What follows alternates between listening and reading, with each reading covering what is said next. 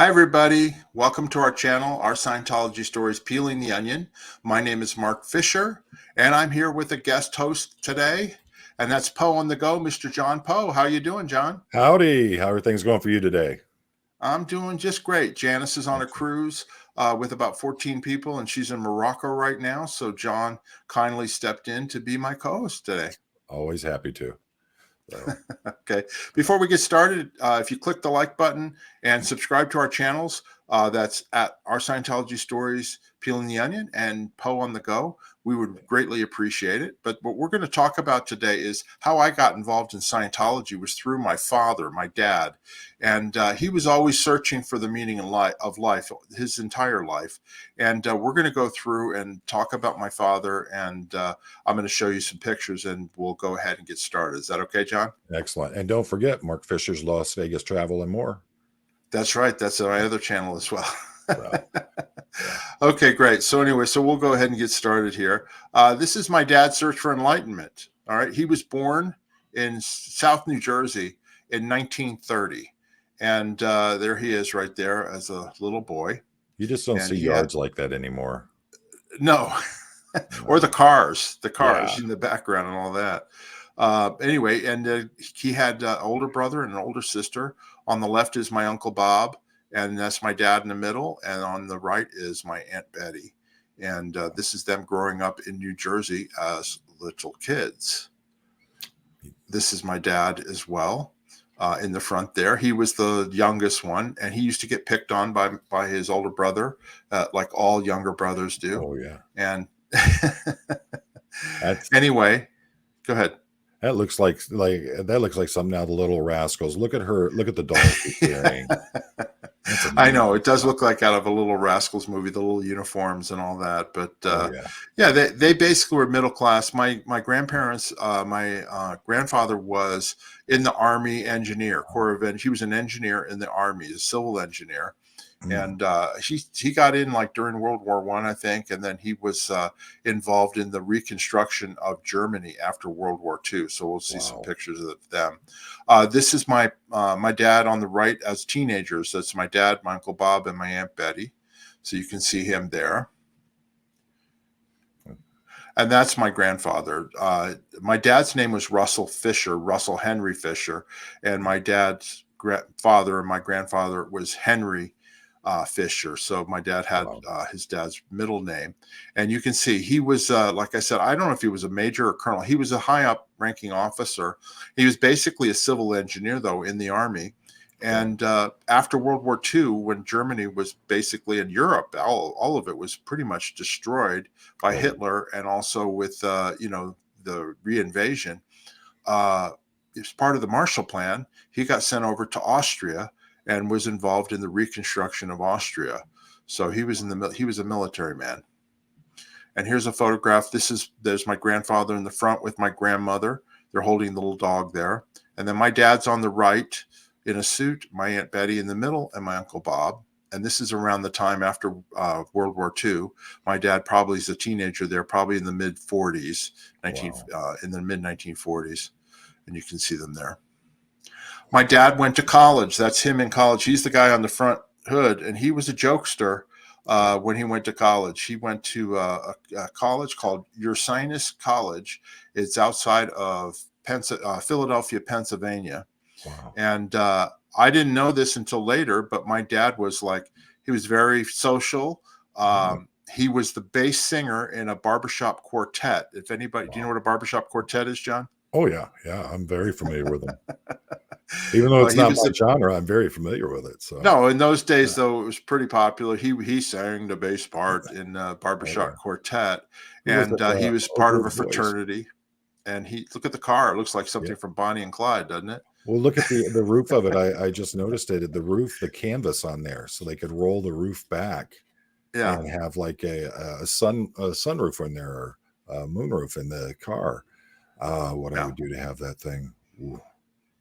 Yeah. Now, my Yeah. dad, unfortunately, when he was, I think he was in college. I'm not sure exact timeline. He was in a bad car accident and was Mm. unconscious for a while and broke his, I think he broke his jaw and had concussions and stuff. But a Wow. lot of the family said that my dad changed after that. It must have been in college. Mhm. Because they got a lot more serious after Yeah. that, in terms of the way he looked at life and searching for answers. And so that car crash had a negative effect on him. Now this one they're just joking around. So Yeah. my dad graduated in the 1950s from college, and the Korean War started up, and so he enlisted in the Navy, and that's my dad on the right as a sailor.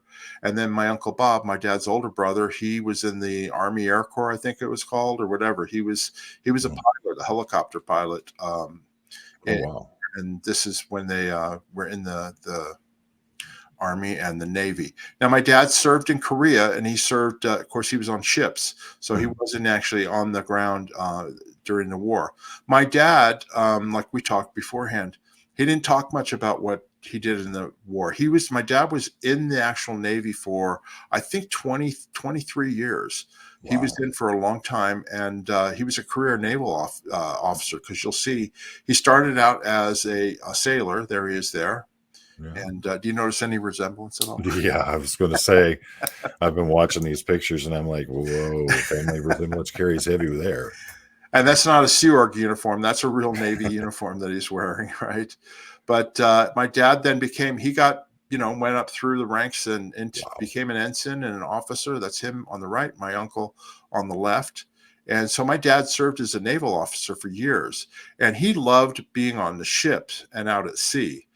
He'd be on a cruise for like 6 months and then come back home and then, go back Wow. out. And I didn't know this at the time, but years later, my brother found out. My brother, after my father passed away, he requested my dad's military records from the military in St. Louis. They have all the military records. The only Right. problem was that they had a major fire in the 1970s, and a lot of the records were destroyed. Hmm. So my brother got some of my dad's military records, but I didn't know this. But my dad actually served. I knew he served on aircraft carriers. As an officer on there, but I didn't know he was in the flight crew, like on some of the transport planes and things like that. And Wow. there's pictures of him in his flight suit. He wasn't the pilot, but he was Right. on the flight crew.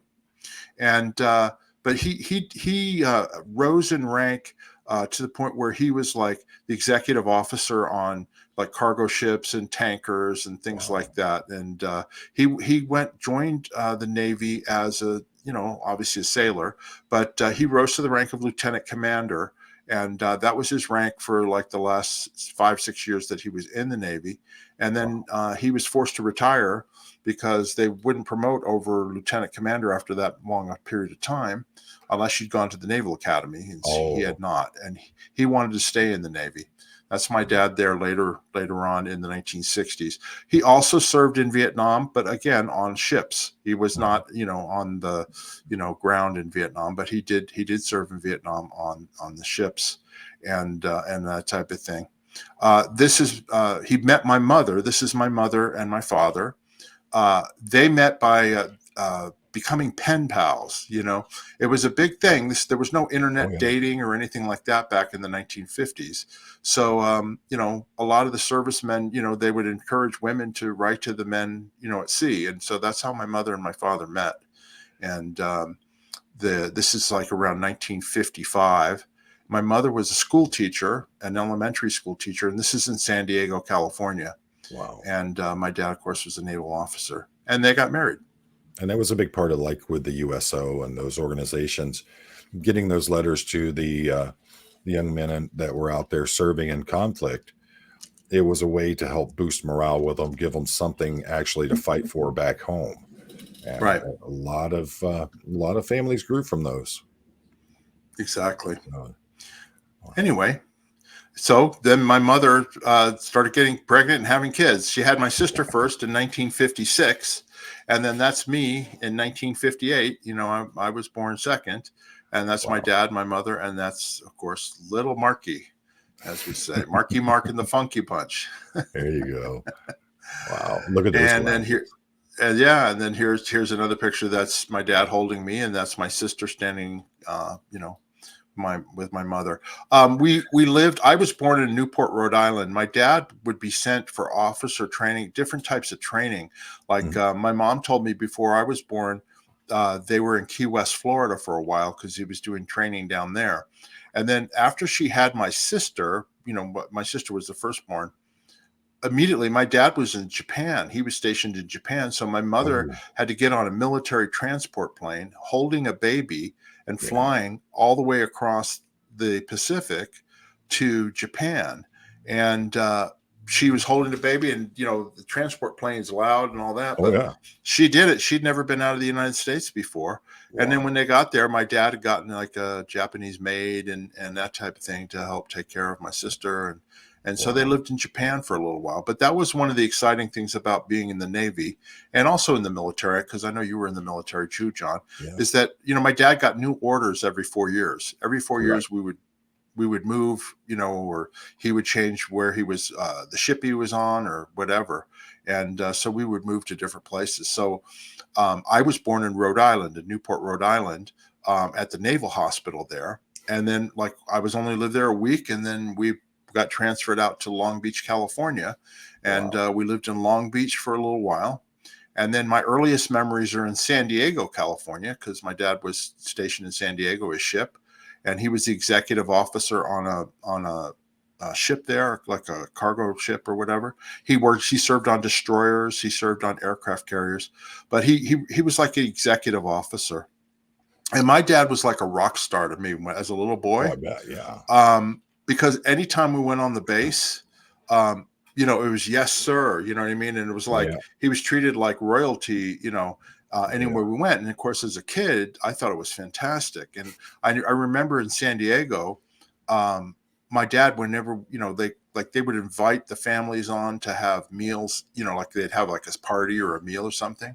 And when I got on there, the first thing I wanted to do is, Dad, where's the guns? Let me see the guns, right? Yeah. So he'd have a sailor take me up to like the anti-aircraft guns and stuff so I could That's see them, awesome.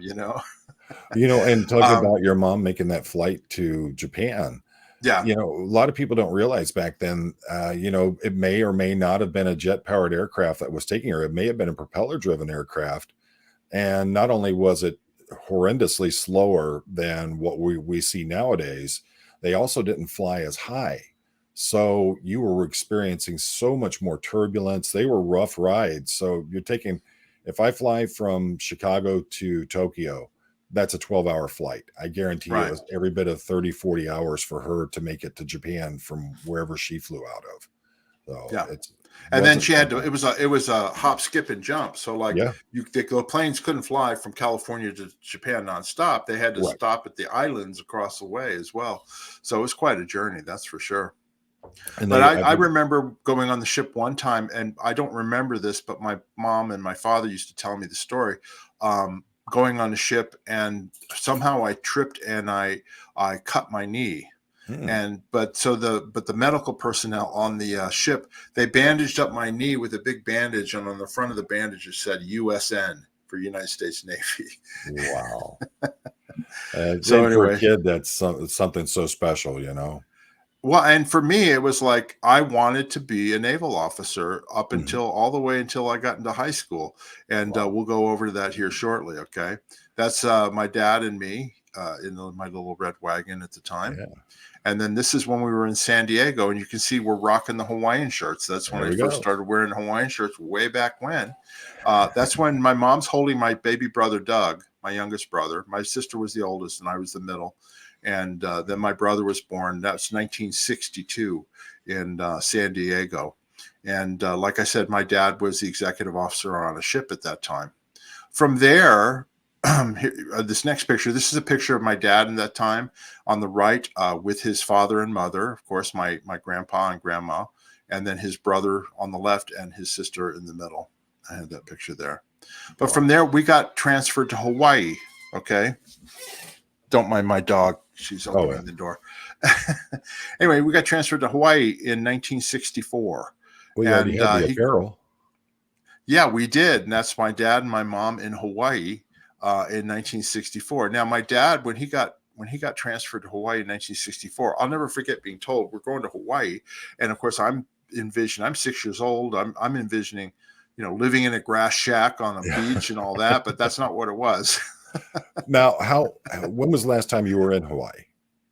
About 5 years ago. I go quite often, but I haven't been in a little bit. How different is it now than it was when you were a child there? Well, it's funny because I hadn't been in a while. This is a few years ago, and I went back to see our old house there, and also to go around to the different places that we used to go to. And I'll talk a little bit more about that in a second. First of all, let me tell you what my dad did was he wasn't he was transferred off ship at that point in time. He was transferred into naval intelligence. Okay, Mm, okay. and he actually worked in this place that was called the Tunnel. Hmm. And the tunnel, you can actually look it up on Wikipedia. It's underneath Wheeler Air Force Base in the middle of Oahu, and they built it after the Pearl Harbor, attack. Oh, yeah. And it was fortified underground, like a Mhm. whole office building underground for Navy control in case they ever were attacked. And so I can remember, dropping our dad off there, and he would just go into this tunnel, and there was an entrance and it was underground. Wow. So he wasn't at sea anymore, and that was a key part of my dad. My dad loved being at sea in the Oh, Navy. yeah. He didn't really like being desk job, but that was where he started doing that. So anyway, so when we went back, these were I was 6 to 10. We lived there from 1964 to the end of 1968. The Vietnam War was going on. Mhm. But that's where I started getting into swimming. I mean, at Oh, the okay. Pearl Harbor, we lived outside of Pearl Harbor, and they had a big swimming pool, and they had a swimming team, and all Mm. the bases on the island had swimming teams. So you had Hickam Air Force team, you had Kaneohe Bay, which was the Marine Corps, and that was K Bay, and we had Schofield Barracks, which was the Army, and so we had all these teams, and we Wow. became swimmers, and I actually became a really good swimmer as a 10 and under kid, to the point where we actually traveled to the Big Island, Hilo, as a kid for the AAU, the Amateur Athletic Union Wow. championships. And our little team, um, I was a breaststroker. That was what my stroke was. And our little relay team, we would win gold medals and stuff. We were really Wow. good. So that was my That's awesome. formative years. So we would go to all these different bases and stuff and hang out there. But I went back to see our house, and I can't believe how small it looks now. Oh, And the yeah. neighborhood is not, it was all military back when we lived there. It's Mhm. not like that anymore because Hawaii is so expensive. Oh, Like yeah. I got to see our house, and there were 5 cars in the front yard. Hmm. And I Yeah, asked some of everybody the living local there. Hawaiians, well, I asked some of the local Hawaiians, and they said that's because they have to share. They rent the Mhm. place out to, because it's so expensive to Oh, buy yeah. a house or to even rent one. So they share it. So there's lots of people that live in the house. I've got a friend, he's originally from Indiana. He and his wife now live in Hawaii, and he was a farmer here for his whole life. His wife, she's a retired nurse now, and so what they started doing is they went over to Hawaii. They fell in love with it, and he's really good at pretty much anything he does. So they started buying houses and flipping them in Hawaii.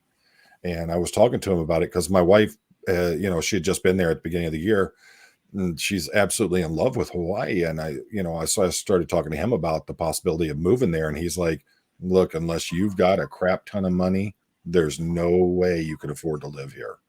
No, Yeah, it's ridiculously yeah. expensive. It's paradise on earth, and Mhm. it's fantastic, but it's better just to visit. That's for Yeah. sure.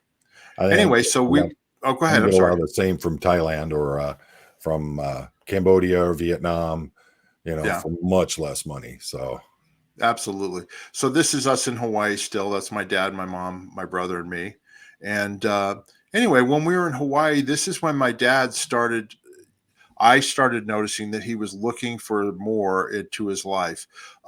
He started reading books, self-help books, and things like that. mm, And he actually got into hypnotism. And I remember as like a 10-year-old, he once tried to hypnotize me. And because I was, I was a problem, not a problem child, but I had emotional problems, and Oh, okay. people would pick on me, and I didn't stand up to them, and I cried Mm. very easily, and I had lots of different problems. So my dad was trying to get me to, to straighten up and stuff.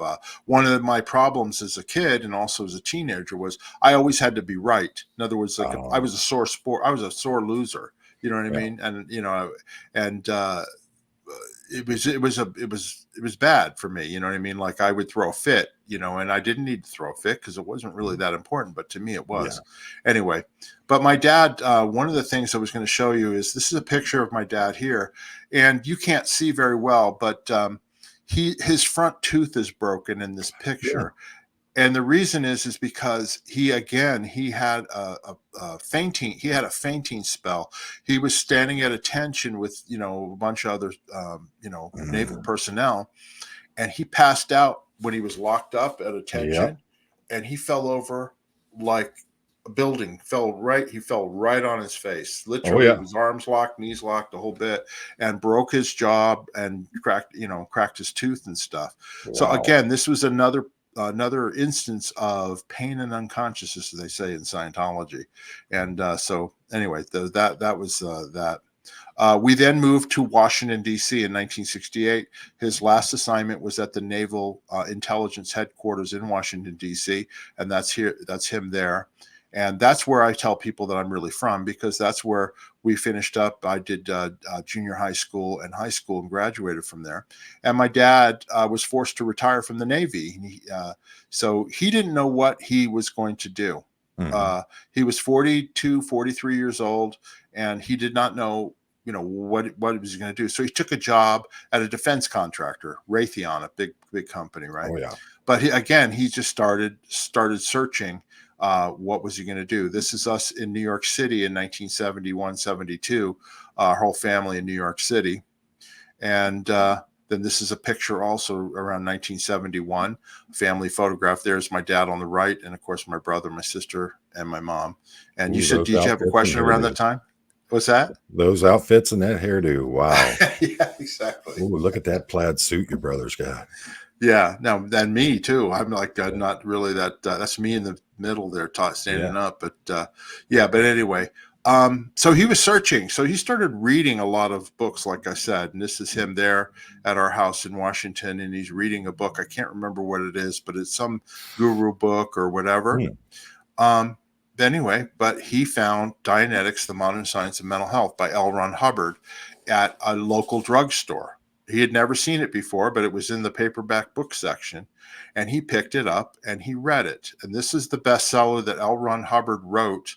That started all of Dianetics first in Yeah. 1950, and then eventually became Scientology. Well, my dad, he found it very interesting, and so he ended up going into the Washington, D.C. Church of Scientology location. And this is the old location on S Street, Wow. where he got involved in Scientology. And he went there for about a year or so before any of us found out what he was doing, because he would go there at night after work. But he Mhm. got a lot of Scientology processing and auditing, which is like counseling. And then he also did some Scientology training courses, like the communications course. He did a study course, and he did some basic auditor training, and he thought it was really helping him and changed him. So he tried to get my mother to go in. My mother didn't really want to have anything to do with it. My mother was a Methodist and just Mhm. didn't really see any need for it. But then he thought it would help me, so he convinced me to come in, and that's when I got involved in Scientology. He paid for my first auditing. I got a 12 and a half. They delivered auditing in what they called 12 and a half hour intensives. And you Wow. paid for it that way. Like Oh, you okay. bought Yeah. 12 and a half hours. And back in those days, it was $500 for 12 and a half hours. Now it's thousands of dollars, Right. right? Like $10,000. It's a lot of money. But back then it was $500. And because I was under 18, they would discount it. So basically I paid like $375 for 12 and a half hours of counseling. So immediately took to it. I had my first session, and I didn't have any idea what was going on. I was holding on to cans, and they told me Yeah. that. But I felt better afterwards, and I felt really well, and I got kind of addicted to it.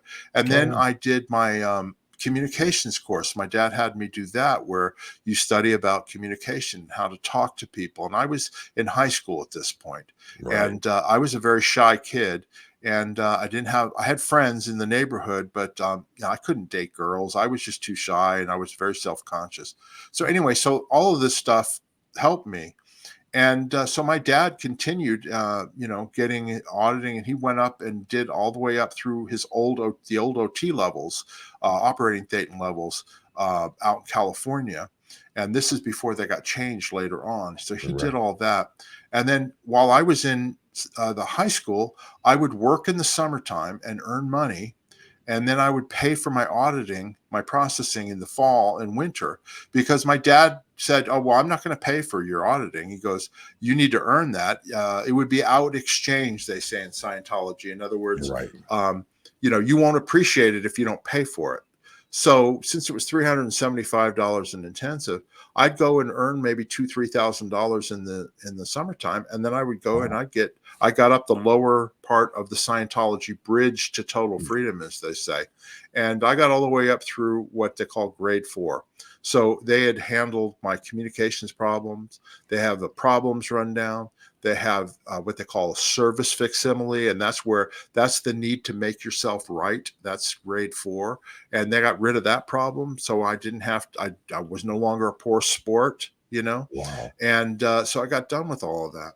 And While I was this there, was in the heyday too, when yeah, Scientology was really this is in booming. the early to mid 70s, yeah, Yeah. and I had no idea, but apparently Hubbard had left the Apollo, the flagship Apollo, and Mm. my junior and senior year of high school, he actually was in the Washington D.C. area in hiding, not in hiding, but Right. basically incognito, and he was just down the street from the organization, but they had no idea he was there. Wow.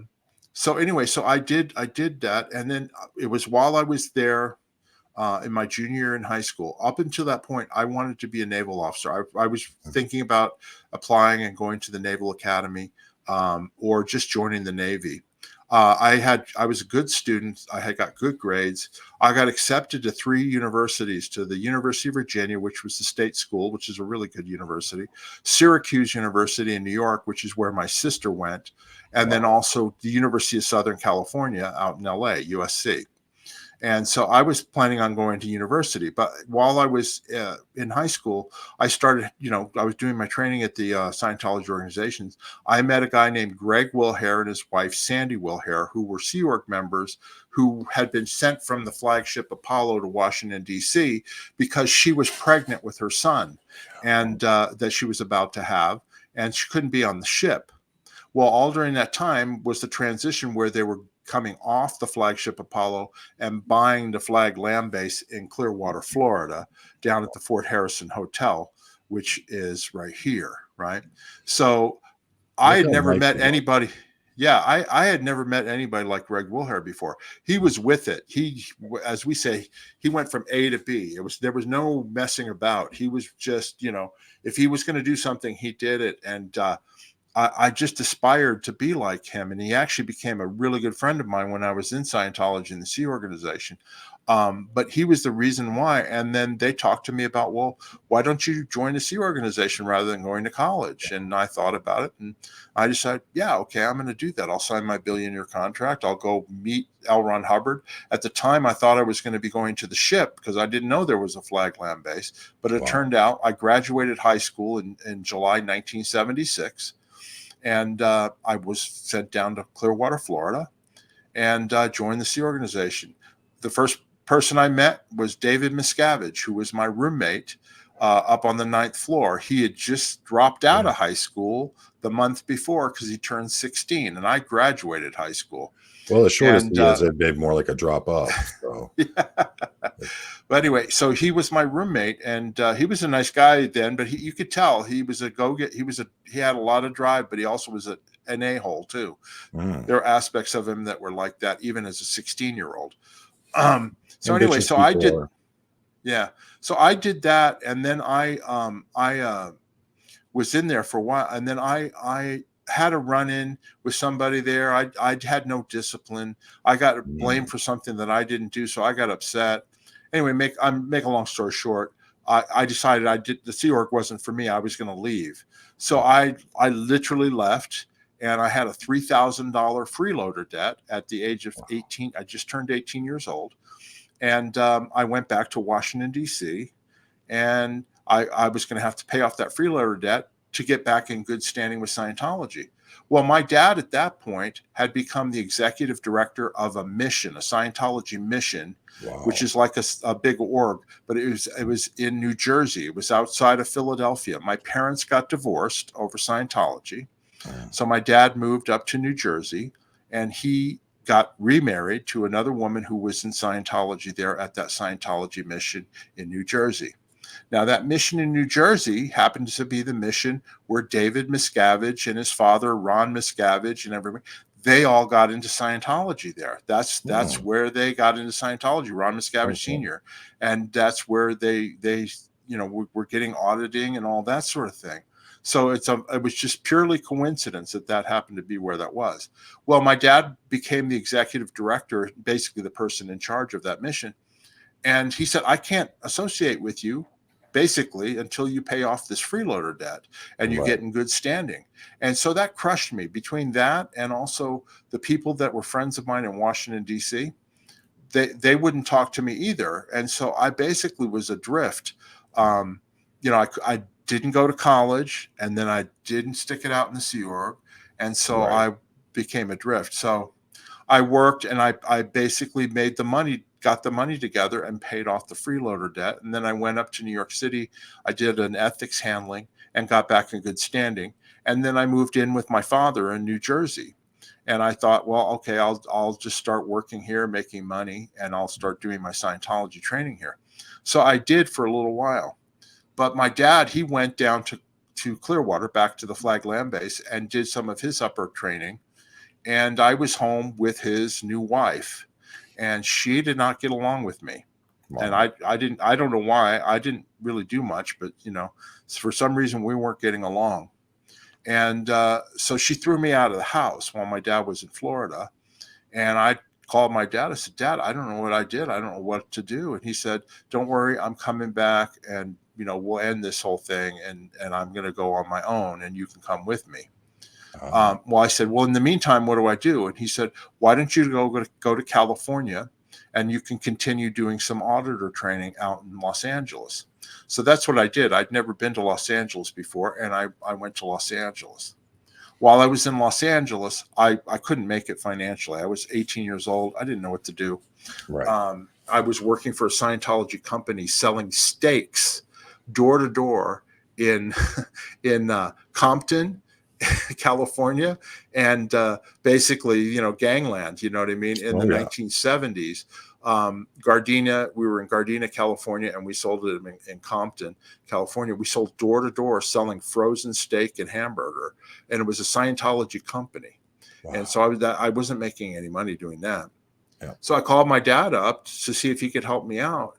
And he answered the phone. He said, oh, I'm back together with my second wife. And I was crushed. And he says, I can't help you. You're going to have to stand on your own 2 feet. Wow. So I went back to Washington, D.C. and moved in with my mother. And shortly thereafter, I got to the point where I started thinking, I made a mistake. Maybe I should go back into the Sea Organization. Make a long story short, I did. I rejoined the Sea Organization, and I ended up back up in Clearwater, Florida.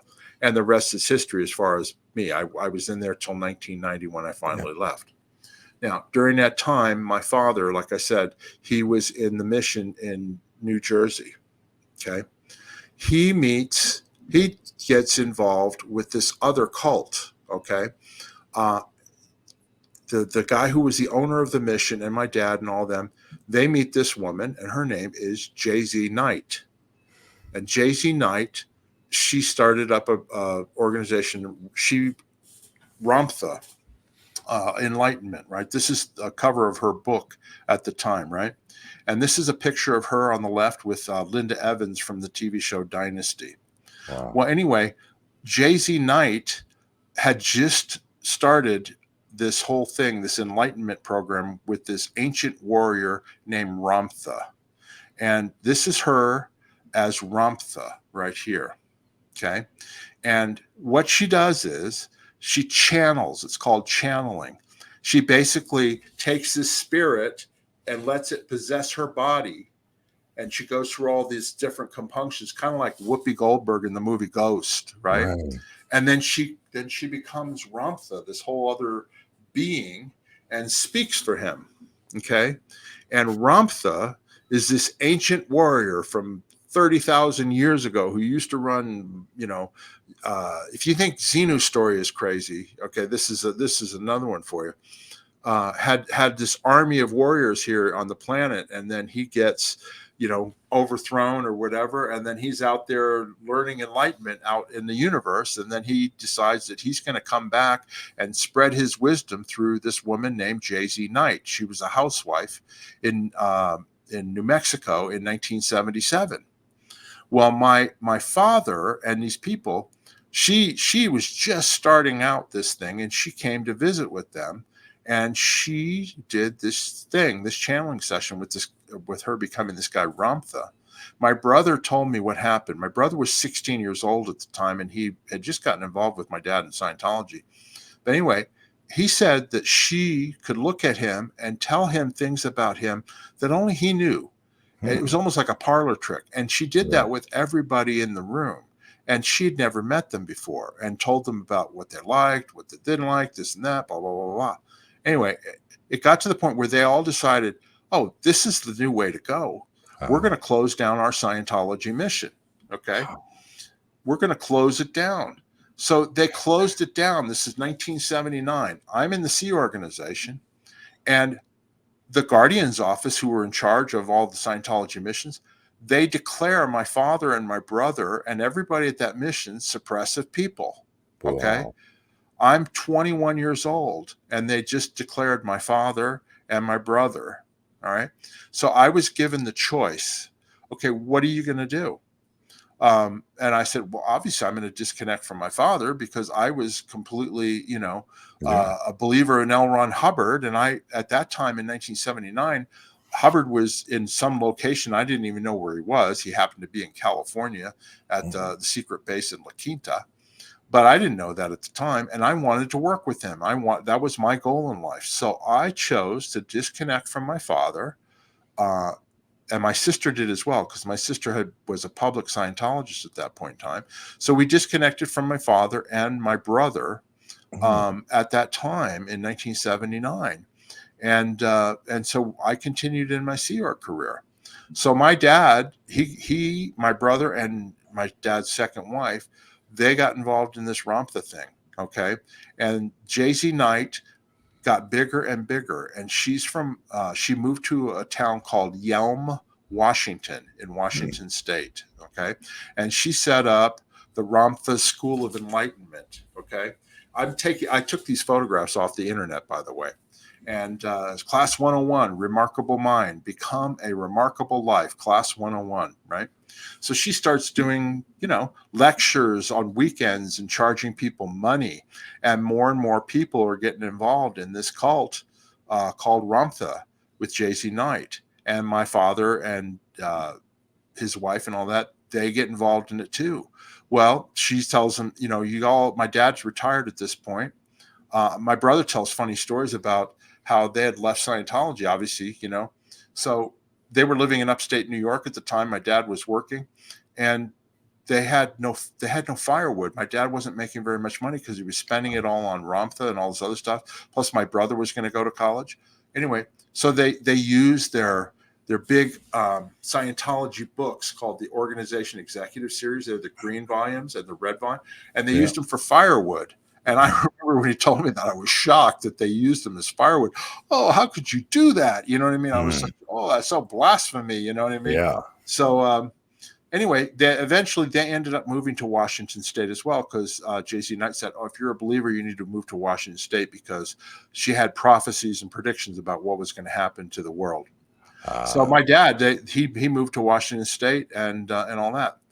I was disconnected from both of them until I left the Sea Organization in 1990.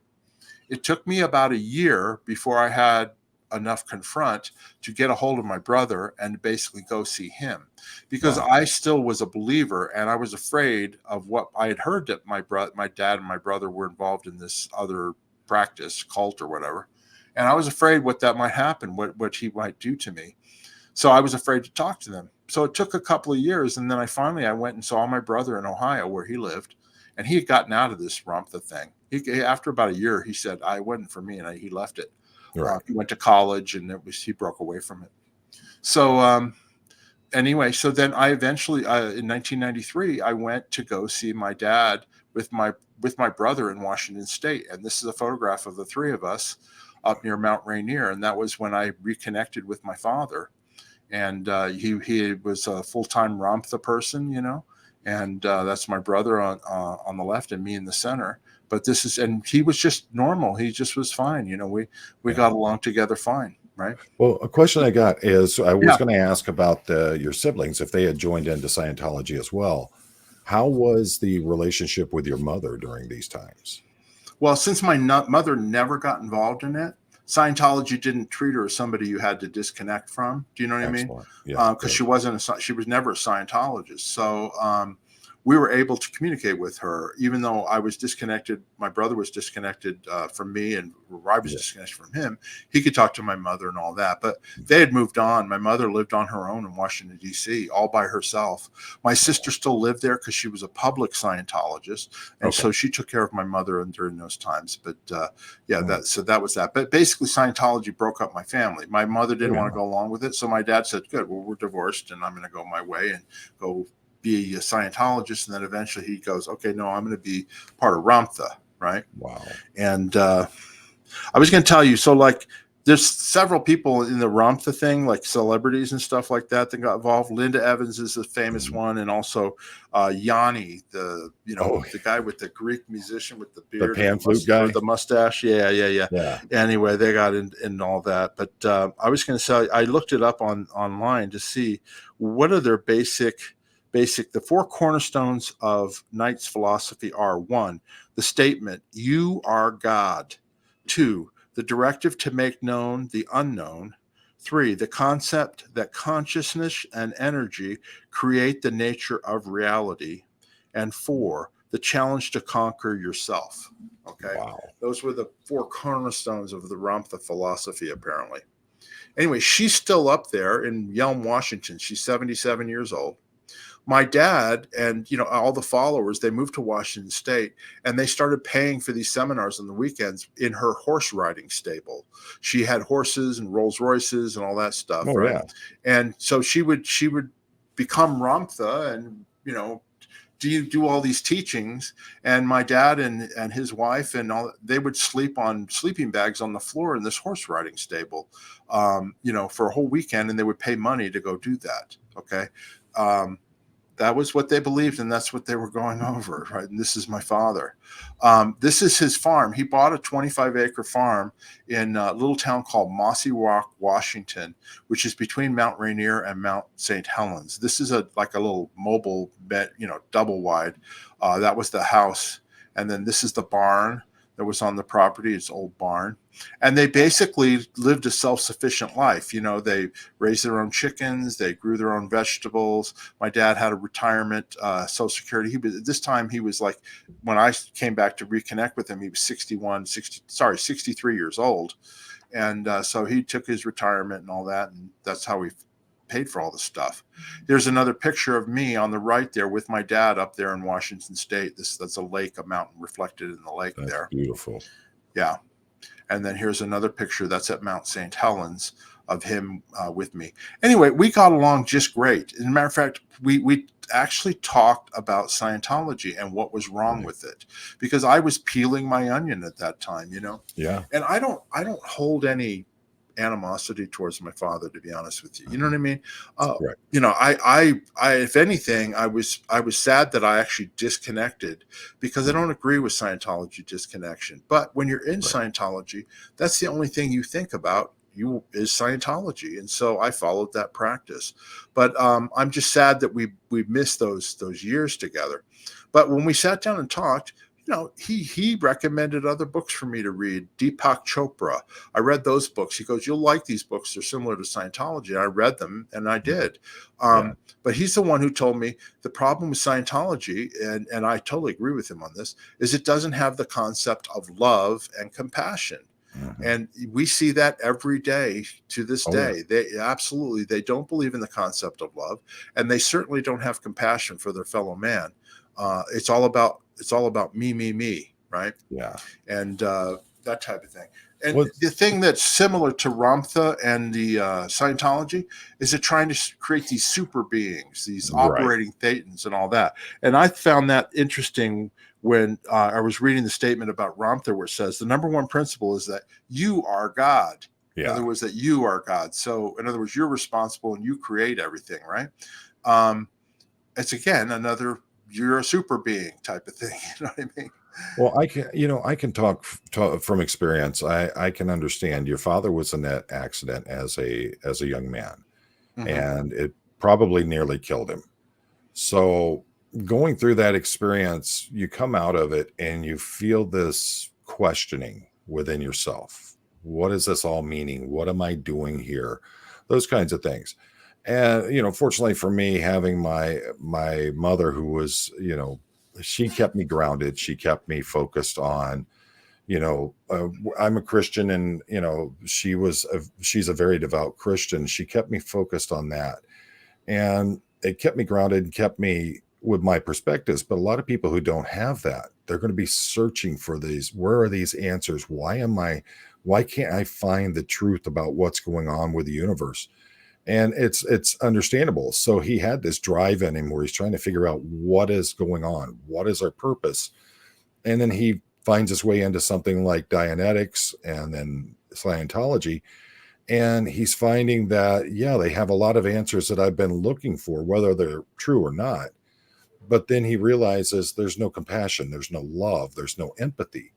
And so then he finds the equal amounts of the things he was looking for from Ramtha, but you add into it the things that were missing from Scientology. So it's a natural transition. And it's just unfortunate that, it broke the family up and how it left your mother after many years of marriage, but this is a reality of life that we live in now, and well, not this day and age, but it's been that way throughout human existence. Yeah. And it's understandable. My father, horrible man, horribly brutal man, but in the last few months of his life, I decided I'm not carrying this hatred, this burden on me anymore. I'm not letting him cause any more distress in my life. And, I went to him and I forgive you. And immediately I felt the weight of that release from me. And when he passed away, we were on good terms. And I understand exactly what you're talking about and what you're going through. It's devastating. And yeah, you missed many years of life, as I did, that you could have had with your father, but you made up for it in the end, and you left on good terms. And that's the Yeah, important. absolutely. I mean, we had a good time. I went up to see him like at least a couple of times. This is the last time I went to see him. And that's him, that's his wife on the right. And then, of course, me. And then my brother. This is my brother and me on that same trip. Now, the funny thing is that I now am 65 years old. My dad in these photographs is 65 years old. Okay. He looks like he's 85 or 90 years old. I mean, he really looks old. And which comes to the next point was this was the last time that I saw him.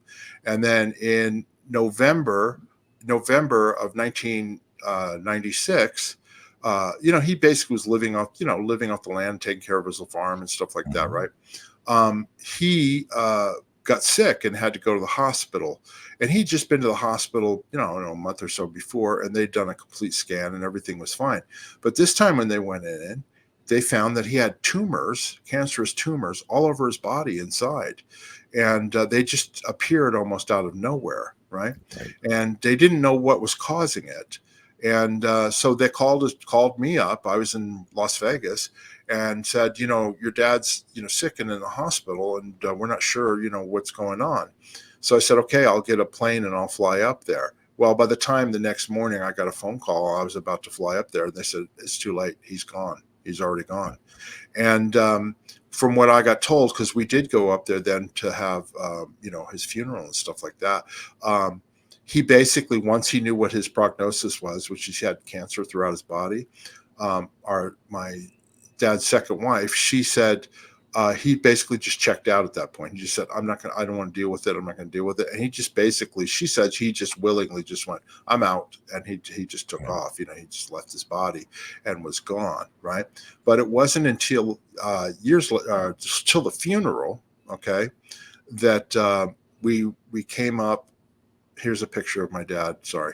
This is a picture that I got. You can see how old he looks there at 65 years old, almost 66 years old. And actually he was 66 years old at that time. Anyway, but anyway, so we went up there and we had the funeral, and this is us up at his property at the funeral. That's my brother on the left. In the middle is my Uncle Bob, my dad's older brother, myself, and then my Uncle Bob's son, Hank, my cousin. Anyway, my Uncle Bob told us, he goes, I don't know what it is, but your dad, nobody had ever heard of mesothelioma in those days. Mesothelioma was really big, for years now. People know more what it is. But he said, in the Navy, they had asbestos. The mesothelioma is cancer from asbestos. Yep. Exposure to asbestos, right? Well, they have asbestos on those ships all over the place. Oh, right? It's everywhere. But it was even worse than that, because my uncle told us at the funeral, he goes, my dad in the summertime when he was in college, he worked at an asbestos plant in New Jersey carrying asbestos into trucks. Okay. So he was exposed to it quite a bit, and we never got the diagnosis that he had as mesothelioma, but based on all the things, because they didn't even know what it was in those days. Right. Years later, how come all these tumors showed up all these years later? And it had to be from exposure to asbestos. So he died from asbestos. He was only 66 years old. He died in November of 1996. And he's been gone now for almost 27 years. But anyway, this was us at the funeral, and it's pretty amazing that's what happened. But a lot of military in those days, like in Vietnam, it was Agent Orange. There's a lot of in Afghanistan and Iraq, burning stuff. You know what I mean? There's a lot of stuff that they burn at these pits that a lot of military people get sick over. Well, just look at 911. Everyone who's infected with the 911 syndrome from the burning materials, because those construction materials were different. Yeah. From that, all that came up in the air, and they were breathing it in. Watching the movie, what was it? First Blood, the Sylvester Stallone movie. Mm-hmm. And he's talking with the colonel who had been his command officer when he was serving. And they're talking about all the guys that were in his platoon or his company. And he says they all died before they left Vietnam. They just didn't know it. And my father said a lot of the same things because of the Agent Orange and the different chemicals that they were using over there. How many of the people that he had served with that just mysteriously up and died immediately for no reason years after they gotten home. And that's one of the big things of 9/11, like you said, and also Afghanistan and Iraq. Same thing. They burn these stuff, and then you have a lot of military people that are having cancers and different respiratory problems from these things. It's just crazy. Yeah, but they're burning chemical weapons, they're burning oil fields, all these different things, and these poor soldiers are sucking this in. They're just trying to survive, get through this mess, and here it is. They're sucking in all these contaminants, and here we are now. We're starting to see a lot of those effects are coming out, and it's a sad thing. So, it's a fact of life. There's absolutely nothing we can do about it now. It's already happened. We just got to be able to make sure that we're looking forward, and our young men and women who are in the military now, we got to look better for them than we did in the past. Yeah. So, well, about 5 years after he passed away, I went back up to Mossy Rock where he's buried, right? And that's me at his grave. And this is in 2001. And the person taking the photograph of me there was my Scientology friend, spy Ferris Khan. He went with me because he wanted to see what I was doing up in Washington State. I had no idea he was a spy for Scientology, but we went up there, and that's my dad's grave where he's buried there. Wow. Shortly after this, my dad's second wife, she had lived on that property, and then she passed away, shortly thereafter. And the property was bought with my grandmother's money. My dad bought that property and all that. So, once my dad's second wife died, she said, well, we're just, the property's going to go to you. Well, she put it in a trust. Okay. And she was still involved with Ramtha, right? Oh. So she rented the property to the Ramtha people that lived around there for 10 years for $1 a year.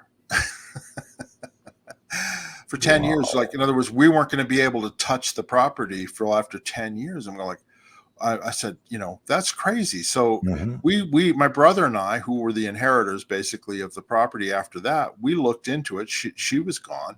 And I worked in real estate, and I went, what's the deal with this trust that it was set up in? Anyway, it turned out that it was not legally done or anything like that. Oh, okay. So we had to go through about a couple of years just figuring out and getting the property put in our name and all that, right? But we were going like, well, why are these Ramtha people? Why do they want this property so badly? So my brother was in town here in Las Vegas, and he told me this story, right?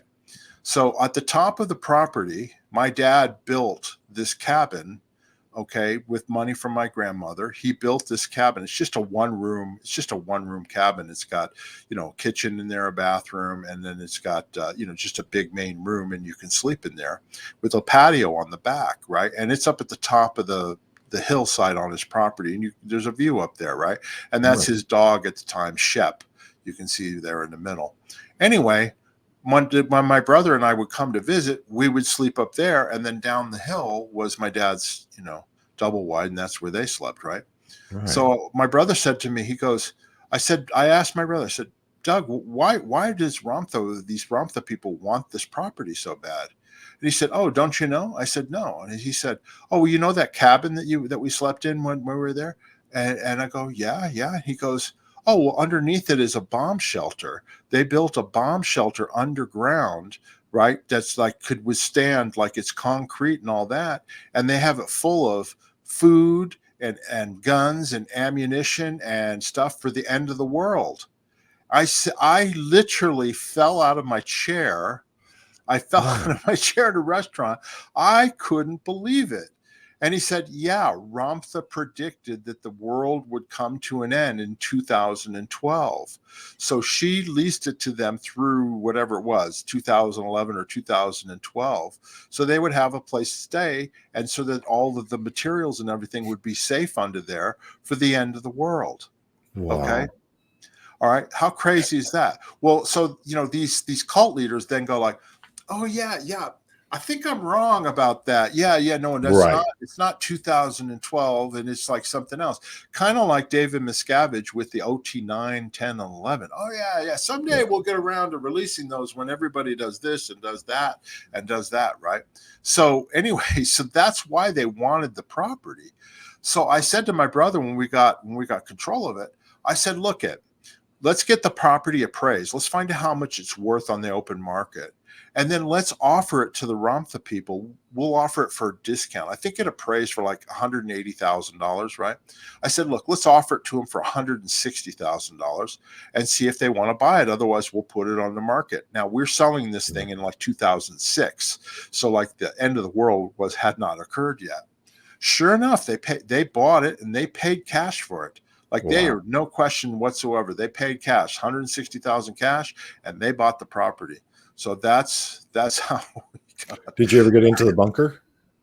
No, I never went back to the property. Oh, okay. How crazy is how much that the value is in there, You got a big weapons cache, food and everything. There's some money there. Yeah, my brother had been in it. I'd never been in it, but I was just like, oh my God. And I thought the Xenu story was wild. You know what I mean? This is a wild story. So anyway, that's my dad's search for enlightenment. I hope that he That's died awesome. happy. I think he was happy. This is a photograph of him towards the end of his life up there in Washington State. And, he was highly respected at the mission in New Jersey when he was in Scientology, also at all the organization he was at. He also was highly respected, though, also in the Ramtha community, because they literally all lived around that area. So, it was like not a commune, but you know It's what I like a mean? family. Yeah, it was like a family, and they would have Yeah. get-togethers and do their whole thing and all that, waiting, learning the wisdom of Ramtha, and then, going to live. They're going to survive the end of the world. That's why the bunker was there, by the way, not so that they would all die. It's like Right. so they would survive. That's the amazing thing about these groups is how they put everything together. And my goodness, they just pull people right into it, and they're willing to give up everything for it. Yeah. So Anyway, but like I said, I don't hold any animosity towards my dad. I love my dad. I looked up to my dad, like I said, when he was in the Navy, when I was a young man. He taught me a lot of wisdom and that type of thing. But it's understandable. that's the direction that he took. He was your And every hero, and you yeah, saw him and getting that's the into it. direction. Yeah. That's the direction he took, like you said before. We're all on a journey. We're all looking for the meaning to life, Right. And for me personally, what I realized is that you got to live every day. You know Exactly. what I mean? My personal philosophy is that we're not going somewhere. Like, the goal is not to go somewhere. The goal is to live the journey. Yeah. Do you know what I mean? In Live other the words, fullest live life. every day, have fun every day. That's what you're supposed to be enjoying. Not like, oh, I'm going to do all these things so that I go to paradise when I die, or I'm going to heaven, or I'm going to hell, or whatever. That's not why we're living our life. We're living our life to live it today, to enjoy it today, to have relationships with people today. And that's been my philosophy of life since after peeling my onion, leaving Scientology. Well, look at how many people spend their entire lives searching, and then in their later years, they have nothing to show for it, and they have a life that they could have had that was nothing. And I'm not, it's not surprising, because that's just, how things are. People are always searching for something. But sometimes if people could just learn to be satisfied with where they are and what they have, life would be so much easier for them. Absolutely. There would be less stress. There'd be less problems. And look at, nobody has the total answer. That's why there's all these religions in the world. Yeah. The largest religions are really in India and in the Muslim world, okay, Right. and Christianity, okay, but they all don't agree and they all don't have the answers. But people find solace and people find wisdom in those. But they also find wisdom and solace in Mormonism, which is relatively new, and they've got some wild ideas. And there are also people who find solace in Scientology and in Ramtha, as crazy as it may sound. And But as long as they're not hurting people, see, that's the thing about Scientology. The abuses is what I'm against. Yeah. I'm against the abuses of people and families. That's what I am against. If they want to believe in Xenu and OT3, more power to them if that makes them happy.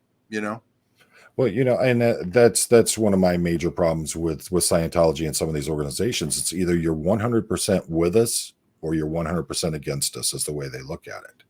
There's no happy medium with it. It's no problem. You believe what you want. We believe this, and that's how it is. But with Scientology and some of these other organizations, it's either you're right there practicing with us or you're our enemy. And that's just, Yeah, there's no gray area. It's either black or white. You're either with us or you're against us. You're an enemy. That's what Scientology preaches. But you know what? There's a lot of religions that preach the same thing. There's a lot of philosophies see the same thing. Oh, they're all sinners. They're all, they're all atheists. They don't believe in what we believe in. So we got to convert them. Otherwise, we're not with them.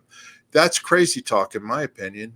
I think we're all here to love one another and get along with one another and live our lives. Like I said, for me, it's the journey. You're supposed to enjoy the journey, not the end. We're all going to die. We're all going to die. Who knows what happens? I have beliefs in terms of what I'm going to happen, what's going to happen when I die. You may have completely different beliefs, but you know what? We're entitled to have those beliefs. And that's the beauty of a lot of people talk a lot of things about the US and how it is and everything, but we're free to have these beliefs. We're free to have our own feelings, our own guides that we want in life. And you don't have that in a lot of other places. Right. So, yeah, you're going to see these organizations popping up and they're going to get a foothold and all that. But the fact is, as time will tell with these organizations, if you're abusive and you're treating those that are your members that way, and then you look at how they treat the outside world, they're all setting their own death sentence in one way or another. It's just a matter of time before it finally collapses around them. So exactly. Yeah. All right. Well, I want to move on to the next thing. We're nearing the end here, but I wanted to mention, I enjoyed, John, I want to appreciate you being here, and I enjoyed this discussion. And, I'm honored to be I wanted to share my dad's story. This is a more fun thing. Okay. Please subscribe to my channel here. Our Scientology Stories Peeling the Onion. Janice will kill me if you don't. Hit that subscribe button, hit the like button, and all that. You guys know what to do, but we would really appreciate it. We're almost at 10,000. We're at 9,200 subscribers. We want to get to 10,000 so we can do some fundraising in the future. So anyway, please subscribe. The other thing I started a new channel. Okay. It's called Mark Fisher's Las Vegas and More. And it's a fun channel. It's meant to be fun. Okay. And I would like you all to subscribe to that as well. It's at mfisherlv. That's the address, the YouTube address. But like, this is a thumbnail for one of the videos that I just did. Best things to see in Las Vegas, ask a local, which is me. Certainly. And I discuss like the best places to go when you have no money or whatever, or you don't want to spend a lot of money in Las Vegas. You don't have to gamble or go to the nightclubs. There's lots of places you can go to see. They don't cost anything, and you'll have a great time. And then I did another one on Hawaii because I love Hawaii, and and then I'm doing other videos like this one here, Cruising with Janice. We did a live stream talking about the cruise that she was going on, and she's on it right now. And afterwards, we'll do another live talking about all the good times she had on that. And then I did, like, just for fun, the best pizza in Las Vegas, the top 5 pizza places. I'll be doing that with other other cities and other things like that too. So if you would please, I've already got almost 500 subscribers, but I could use more. It's only been 10, 12 days that I've had the channel, but please subscribe at mfisherlv. You're doing good. I had my channel for a couple of years and was only at 175 subscribers before I met Aaron Smith-Levin. So. Well, there you go. And then that's the next thing. Please subscribe to Poe on the Go. This is John's channel. Subscribe at Poe on the Go. John does great interviews. I've been interviewed by him twice. Janice has been on there. And, I wanted him to co-host this with me today because he's very inquisitive. He has a great background and he understands. So anyway, so please subscribe to his channel as well. Thank you. I know that he would greatly appreciate it. Oh, yeah. If you have any questions or comments on this video today, please ask in the comment section. We appreciate that. And if you have any opinions about anything I've said and you have another opinion, I'd love to hear it. Excellent. Yeah, that's what makes this so good, is the ability to communicate, the ability to get your own impressions out there. And if we don't communicate, where are we going with anything? So And then one last thing, this is a new thing that you turned me on to, John. If you want to donate to our channel, we appreciate it. It takes time and money to put these things together, and we would appreciate it if you do want to donate. Now, super chats and super stickers with YouTube, they take 30%, and I don't really do them that often. But what you can do is buy me a coffee. Some of you may know what that is. Just go in the description of the video down below, and there's a link where you can buy me a coffee. And that company doesn't take as much money as YouTube does. But if you want to donate to my channel, just go in there, buy me a coffee. I would greatly appreciate it. It allows me to do more things. I'm going to buy some other equipment, things like that. That's going to help, get the channel going. So anyway, I appreciate that too. Awesome. Well, thank you so much, Mark. I have really appreciated this. It was a great insight into your history and what led you into being part of Scientology, and then your eventual break from it. And I'm honored. Thank you very much for having me on. It's been just a real good time. Thanks, John, and I really appreciate you being here for me. Certainly. And we'll be doing more shows in the future for sure, both Oh, on yeah. your channel and on mine. So Excellent. anyway, everybody, until next time, we'll see you next time. Bye-bye.